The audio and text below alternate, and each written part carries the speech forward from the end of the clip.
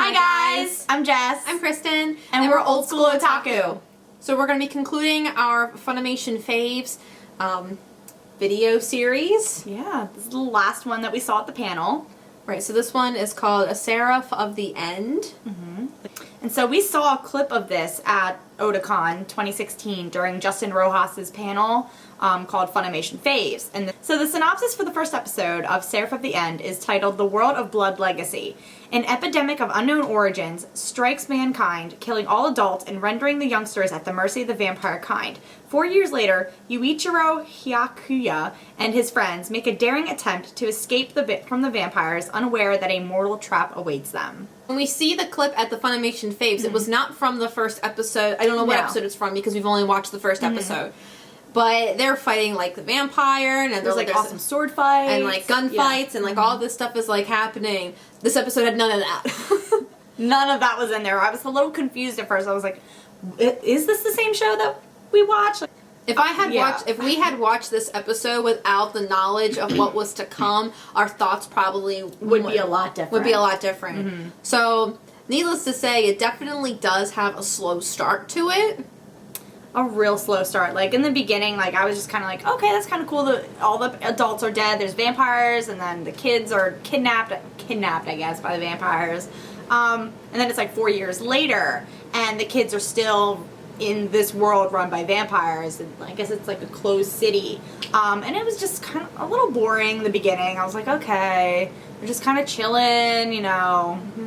And I know that I mean, obviously, it's obvious since we know what's coming next that they're just setting up the world. Yeah, yeah. But like I said before, if we hadn't seen this clip before, we would not have known. If it was just this episode standalone, I probably would have been like, at the beginning, oh my god, this is the dullest shit ever. Like, what the hell is happening? When will are things gonna ever pick up? And then that's when the character Mika, the little blonde-haired kid, he was like selling his blood, not selling his blood, but like he was letting the vampires suck his blood.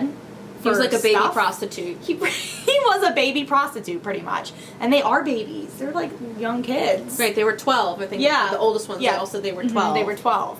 And he comes back from, I guess, baby prostituting himself out to these vampires. And he comes back and he's like, hey, guys, I got a map. Let's all run away. And my first thoughts were, Mika's gonna fucking die.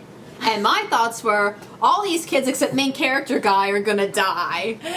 I could tell they were really pushing that in like the whole time. They were saying like, oh, guess what? Today's my birthday. Oh, I want a birthday. Oh, what's everyone's birthday now? Let's all eat curry and be happy. Right, they were all Mika and you and all the little kids that they're with try to escape the vampire town.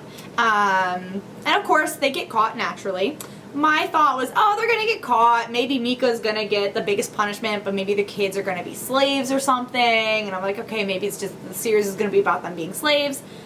And then the vampire killed all the kids. Like, except you. Yeah, all of them except you. And me and my boyfriend were watching it. We were both just like, whoa, what? What? So you probably more shocked than I was because you weren't thinking the kids were going to die. I did not think they were going to die. I already knew those kids were. I could already tell. I've watched so many anime that I could tell that those kids were already dead as disco. Okay.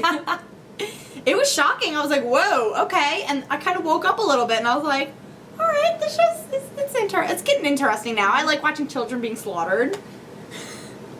But this episode, what it does have going for it though, too, even if you didn't see the clip that we had seen at the panel. The way that it ends, it kind of was like, oh, shit's about to get real. Yeah. I liked it. Yeah, I liked it too. Yeah, I definitely could see myself continuing to watch it. We'll see if it's going to get any more badass or not. Hopefully. Only time will tell. So I guess we'll have to keep watching to find out. Alright guys, so if you like this video, please make sure you subscribe to our channel, give us a thumbs up, comment down below, and we put out new videos every Monday, Wednesday, and Friday. So we'll see you guys later. Bye! Bye!